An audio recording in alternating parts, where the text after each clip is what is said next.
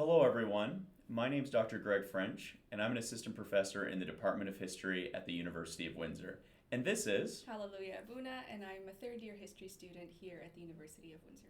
and we would like to welcome you to the virtual fall open house, focusing specifically on the Department of History at the University of Windsor. On this slide that you're looking at here, this is just an opportunity for me to introduce myself to all of you. And of course, I'm looking forward to meeting all of you in person at forthcoming recruitment events. What you'll see on the screen there is you'll see my email address. So, as we're working our way through this presentation, and also when you're done the presentation, if you have any questions, please don't hesitate to send me an email. And I'm happy to answer the question. And if I can't answer the question, I'm happy to send you to someone who can. A little bit of background information about myself. I was born in Detroit, Michigan, and grew up primarily in the Windsor-Essex region before going away for school. And I returned to the area in the fall of 2021. My research interests consider race-based identity formation and projections of power, particularly in colonial spaces, with a focus on U.S.-Spanish relations in the western portion of the continent of North America, in the Caribbean basin, and also in Southeast Asia as well. As a result of that, I generally teach courses on U.S. history, Latin American history, identity formation, and U.S. foreign relations. My approach to history, and I think in many ways what drew me to history, and I hope I can translate that to all of you, is I'm constantly trying to make sense of how individuals understood who they were in a historical context, and also how other individuals made sense of who they were as well. And I think we can connect that with the present in many ways because as individuals living in a diverse society, we're always trying to make sense of who we are in the present. So, the driving force behind nearly all of the work that I do is trying to make those connections between the past and how that relates to the present, and the ultimate goal being how we can use that learning to make sense of or create a better future as well. So, there's a high level of applicability in all of the courses that I teach. Also, you'll see three images on the screen there. The image in the top right and also on the bottom were photographs from when I was conducting research in Washington, D.C. in 2014. And in the top left, there's an image there of a study abroad trip that I observed in 2023 in Costa Rica. And I show you those images now because I think history can take you to many places that perhaps you would not have gone to if you weren't interested in a specific field or you weren't engaged in a specific area of study. And in many ways within the department, we consider and we're always thinking about how the learning that's going on inside the classroom can occur also outside of the classroom as well. So as we work our way through this presentation, you'll notice both myself and Hallelujah will make reference to opportunities that not only exist in the classroom, but also opportunities that exist outside of the classroom as well, and then in many ways are connected to both the Department of History and the University of Windsor. So I'd like to begin our conversation, or the body section of our conversation here, with some opening questions. One, why history, and the other, why Windsor, specifically why the University of Windsor.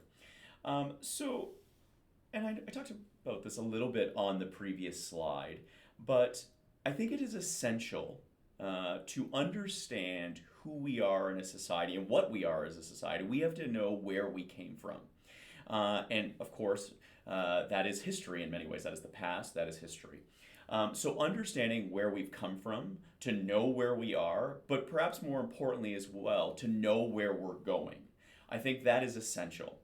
And as we're doing that in the various courses that we offer in the Department of History at the University of Windsor, we also focus a great deal on transferable skills. In a constantly changing job market, it is essential that new employees and graduating students have those transferable skills that they're going to be able to apply to a variety of different careers. And we can talk a little bit more about those careers as we move forward with the presentation.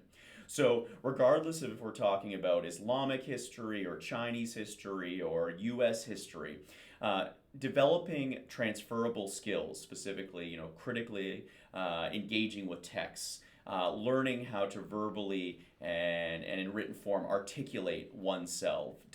Developing those skills are essential and will be the driving force behind many of the courses that you take within the Department of History at the University of Windsor. And the second question, why Windsor? Well, undeniably, the University of Windsor, and specifically the city of Windsor and the surrounding area, has a long and diverse history. When we're talking about this geographic space, it begins with the indigenous individuals who inhabited the space. That transitions into a period of European empires engaging with one another in this space, in this transnational, this borderland space. And then we transition to the 19th and the 20th century, where the area is an industrial heartland of southwestern Ontario, producing jobs and bringing individuals, both domestic and international individuals, to the region. And of course, we've got this intrinsic connection with Detroit as well. Within the context of the University of Windsor, we spend a great deal of time facilitating relationships with community-based organizations. So, for example, the image on the right-hand side of the slide that you're looking at is one of my previous undergraduate students, and actually the first local Black history intern who conducted research last summer at the Amherstburg Freedom Museum and produced both a physical and digital exhibit that is currently on display at the museum. So, through this connection with a variety of different community-based organizations in Windsor, Essex, we provide opportunities for students to, once again, use those skills that they're developing in the classroom and apply them in a real-world situation, which not only allows them to develop their skills, but also supports the community as well. Okay, so the information that you're looking at on the current slide shows the 5 different programs that are offered by the Department of History at the University of Windsor. The first is a 3-year general history BA. The second is quite a popular program, and that's the 4-year honors history BA. And with that honors history degree, you can also minor in a variety of different fields and within a variety of different departments as well. So, for example, on the screen there, a hypothetical student could have an honors degree in history, but could also be minoring in English. And on the next slide, I will outline a little bit more information about the various majors and minors that you could combine with that 4-year honors history degree. The third degree is the combined honors, which is a double major. So, for example, on the slide there, you see that it's a double major with the student would have a major in history, but also would be majoring as well in women's studies. And for example, on the previous slide, I made reference to the local Black history intern. That student was a double major in both history and women's studies. The last 2 are also quite popular. And the second last program that's offered is the concurrent BA, General History, with a Bachelor of Education as well. So, students in that stream complete in a 5-year period rather than a 6-year period if it was consecutive. In a 5-year period, they receive their General History BA, and they also receive their Bachelor of Education. So the idea there is that over a 5-year period, once they have completed their concurrent degree, they are able to teach in either an elementary or high school setting. And again, that happens over 5 years rather than over 6 years if one chooses to be in the consecutive option rather than the concurrent option. And again, a fair amount of students find that a popular stream because many students that we have although it is by no means the only career that you can have, but certainly a lot of our students are thinking about being teachers, so that's something that draws them to the program, and this is quite an attractive stream for them. And last but not least is our newest stream or program, and that is the 4-year, honors history degree with co-op. And in 2 slides from now, I'm going to show you a breakdown of the co-op stream. But here again, going back to something I mentioned earlier, this is one of those opportunities, specifically that honors history with co-op, where students can take what they're learning inside of the classroom and apply that in that real world setting. So there's a variety of different co-op opportunities that students are going to have within that program. They could be working at a law office, they could be working at a nonprofit, they could be working at a museum, or they could be working at an archive. And the idea there is that while they're going to school, they have specific semesters where they are working full-time or in a full-time capacity in a real-world situation, and of course are also being paid to do that as well. So this is a really attractive program that we're starting this year, and we're really looking forward to it drawing more students to the department, and again, so that they can apply what they're learning inside of the classroom, outside of the classroom as well. So as I mentioned on the previous slide, what you'll see on this screen right now, or on this slide right now, is the list of the various majors and minors that you can combine with a history degree. So for example, as I mentioned earlier, if you're really interested in history and also English, well, you can combine those two. If you're really interested in Greek and Roman studies and you want to combine that naturally quite well, I think, with a history degree, you can do that. And we also have a variety of different new options for students that have emerged in recent years as well. And I know that a lot of students are being drawn to both history and Black studies, or history and Indigenous studies. And again, this is just another way in which you can tailor your degree and your program, looking ahead in many ways to what you want to do after you're finished your degree. Okay, so here's a little bit more information about our co-op program. So you'll notice in the first year, the student, hypothetical student, would be enrolled in the classroom in the fall, winter, and summer semesters.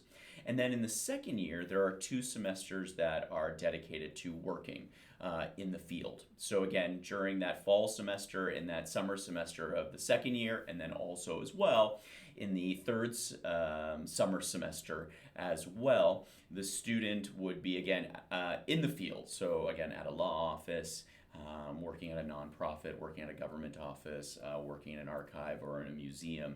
And while the student is working full-time, they are not going to be inside the classroom. So it's a balance between taking those skills you're learning inside of the classroom and applying them to the field of study. And the ultimate goal there in many ways is, while working in the field, while developing the skills, students will also have the opportunity to network with individuals as well. And the ultimate goal in many ways is to continue one's career, hopefully, in one of those work studies, or as a result of some of the connections that are formed while those work terms are going on. Okay, what you can see there on the slide is a sample of some of the courses that we offer in the Department of History, and specifically the bolded courses, History 1030, History 2030, and History 3030 are the only required courses. And the others, you have a choice to select from. And there are also many others as well. So for example, you're not limited by geography or chronological period or theme. There are a diverse range of courses that are offered within the department, ranging from Islamic history to Indigenous history to public history to history on the web. So one of the great things about being a history student at the University of Windsor is the choice and selection that you have. Also, as well, if you find that you like a specific professor or you like a specific field of study, you can follow that field of study or that professor as well from first year to second year to third year to fourth year. Also, as the topics often get more specific and also the class sizes get smaller as well. So you may have somewhere between 50 to 100 students in a first year course, but by the time you're in fourth year in a seminar setting, the class sizes range more so from between about 10 to 20 to 25 at the very most. And I think that's one of the great things about the department is the relatively small class sizes. So there's a great deal of connection that exists between students and faculty members. We can get to know you, your interests, and we can develop those interests as you move through the program. So here again, just a selection of the courses that exist, and there are many others as well. Okay, so on this slide here, you can see a few images of some of the activities that occur outside of the classroom, where students have the opportunity to use those skills that they developed inside the classroom and apply them. So on the far right, for example, that's a poster for a undergraduate history conference that we held at the university specifically. So students wrote research essays, often upper year students wrote research essays in their courses, and then they were so excited about the work that they did, they wanted to present that to their fellow students. So that occurred at a conference that we had. Moving from right to left, you'll see the Great Lakes Journal of Undergraduate History. I'm a former editor and now the faculty advisor of that journal. So same idea in some ways, where students were really excited about an essay that they wrote in a primarily upper year undergraduate course, and they wanted to have it published. So both the conference and also the journal are not only wonderful opportunities to disseminate one's knowledge and the work that they've done, but also that looks great on resumes and CVs to actually be a published author and have also had presented at a university conference. So certainly we stimulate that and encourage that within the department. As we continue to move from right to left, you'll see a poster that was produced by the History Students Association. So there's a relatively active History Student Association on campus that's run and organized by upper year undergraduate students, and they have a variety of different fun activities that they do. This is an advertisement for a pub night. They also most recently held a Halloween-themed party. They do trivia nights. It's just a wonderful opportunity for students to get together outside of the classroom and get to know one another. And also, as we continue to move from right to left, the last image on the far left is of a student conference that is held between the University of Windsor and various institutions in Michigan. So it's an opportunity, again, for students here not only to present within the campus setting, but also to present at an international conference as well. So these are four of several ways in which we stimulate student engagement and develop student skills outside of the classroom. Okay, so what you're looking at now is the study abroad slide. And there are two different study abroad options that we offer in the Department of History at the University of Windsor. One is represented on this screen here. What would happen in this type of setting if you choose to involve yourself in the study abroad program is generally during your third year of study, you would go to Australia or Ireland or France or Germany, and you would study for a full year at one of our sister institutions in one of those countries that are listed on the screen here. So essentially you're paying tuition prices at the University of Windsor, and they're being applied at this study abroad school that you are attending. And then all of the grades and credits that you receive at that study abroad institution would be applied back to your transcript at the University of Windsor. So this is a wonderful opportunity, specifically if you're interested in, Irish history or French history or German history, to study that history within that country. And of course, also to build an international network of friends and colleagues that you can continue to facilitate after you complete your degree at the University of Windsor.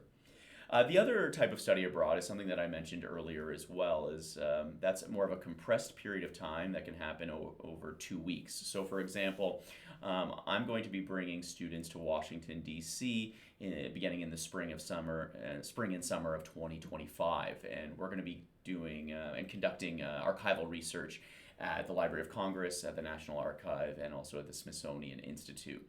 And students will receive a credit for attending that study abroad type of course in a compressed period of time.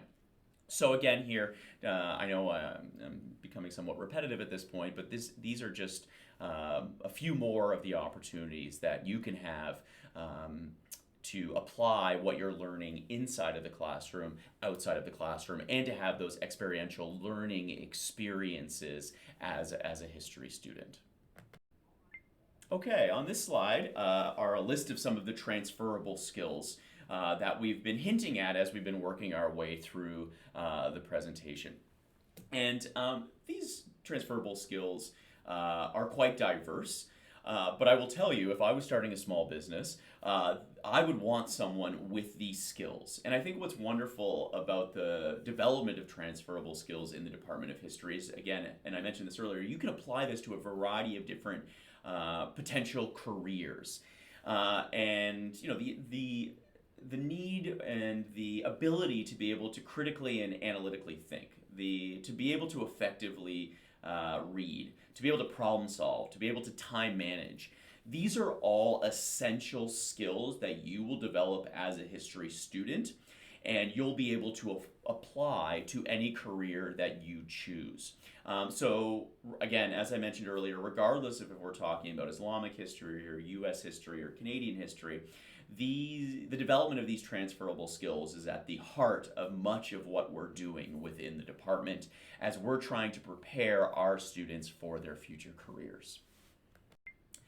And speaking of those future careers, here's a list of some of those potential careers that some of our students choose to pursue. And as you can see, these careers are quite diverse. They range from moving on to law school to become a lawyer, to being a museum curator, to potentially being a diplomat, to being a border service officer, to being a journalist. Again, all of those transferable skills that we saw on the previous slide can be applied in these various careers, which are quite rewarding and provide a great deal of opportunity and development as well. So we see a lot of our students, of course, thinking about being educators and teachers, but we also see them in these diverse fields as well. Okay, so I think at this point you've heard enough from me. And as we've been going through these slides, I've been providing the faculty perspective, if you will. So I think it's also essential that you hear a little bit from a student. So at this point, I'm going to hand it over to Hallelujah, a third-year student in the Department of History, and she's going to tell you a little bit about herself and her experiences as an undergraduate student in the department. So Hallelujah, go ahead. All right, well, hello everyone, and welcome to the Fall Virtual Open House. My name is Hallelujah Abuna, and I am third-year history student, majoring in history and minoring in sociology. So as Dr. French mentioned, I'm here to give you a student perspective of what it's like to study history here at the Department of History at the University of Windsor. So just a little background about myself. I graduated from St. Joseph's Catholic High School in 2021, right at the height of the pandemic. And I'm currently speaking to you as an Ignite Work Study student. And this is one of the many wonderful opportunities that the University of Windsor and the Department of History gives to its students, where we could take these skills that we learn in the history classrooms and apply it to outside of the classroom. All right, so starting off with my first point, I'm hoping to share with you what I thought university was going to be like, or what I thought studying history at the university level was going to be like versus how I found it to be. And one of the major things that I imagined university to be like was it was going to be the same environment as a high school, or at least what we see in popular culture or popular media, where university classrooms are these very, very large classrooms with a distant figure at the front that just speaks for 40 minutes and then leaves the classroom. And I thought that this was going to be the environment that I was going to walk into. However, I found that university was extremely different than high school. I had more freedom, but with that freedom came a bigger responsibility. I had to choose my own classes. I had to be on top of my assignments and ensure that I'm doing everything that my professors asked of me. And I found that I needed to develop new skills that I didn't have before, or at least that weren't as developed as I wanted them to be. Whether that was how to critically think or how to critically engage with text and material that was given to me. I didn't know how to effectively read or how to communicate my points in a clear manner. And to a certain degree, I didn't have a lot of time management skills. And so I found that in this university environment, I needed to develop these skills so that I could be the student that I wanted to be. And I found that this was a journey and this was going to be a work in progress, and one that I needed to take responsibility for, and one that I needed to play an active role in achieving. One thing that concerned me was if this was going to be a journey and I needed to learn all these new skills, I was afraid that I was going to do it alone. However, I found that the university, and specifically the Department of History, was offering me with a very supportive community that was aiding me in developing these new skills and ensuring that I was doing my best in my classes and also outside of my classes. So the University of Windsor offers a lot of support services, whether it's academic advising or skills to enhance personal success. But also I found that on the departmental level, I was getting a lot of support from my professors, from the graduate students, and from the teachers' assistants that were present. First, we have smaller classes. These classes could range from 60 students, and as you go to the upper year courses, you might find smaller classes where there's 20 or 15 students.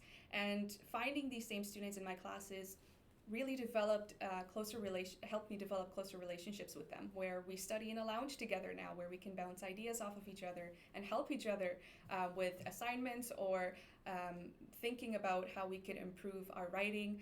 And I also found that my professors were really engaged with the students. So they offered office hours where I could contact them and I could go to them for help on my assignments. I can go to them with any questions that I may have had about anything they said in their courses. And really, this time, these office hours and appointments helped me get to know my professors a bit more, and they started to know how I work, how I thought, and they helped me.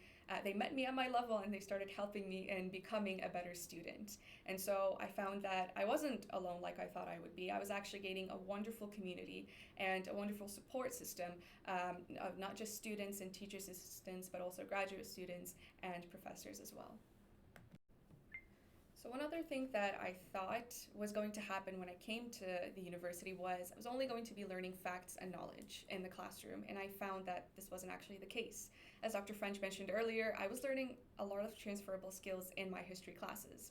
So for example, for me personally, I found that my writing hasn't been very clear or very concise, but through my history classes, I've been able to learn how to write in a more concise manner and in a clearer manner. And I've started to develop my own writing style that is unique from everyone else's. And I've also learned how to manage my time better. I know what assignments I should start working on ahead of time, how long they're going to take, and I give myself enough time to consult people who may know more, whether it's graduate students or it's professors, and that's really helped me improve inside of the classroom.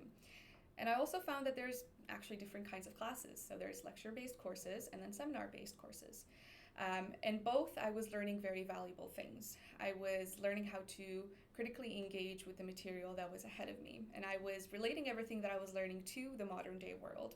And really, I was learning how to think rather than what to think. So I was given tools, methods, I was given frameworks that I could take myself and apply to my everyday life, not just inside the classroom, but outside of it. And I was learning how to develop my own thinking style, my own writing style, and my own way of communicating that was unique to everyone else. While it was great that I was learning all of these transferable skills, I thought that I wouldn't have any opportunities to apply them outside of the classroom.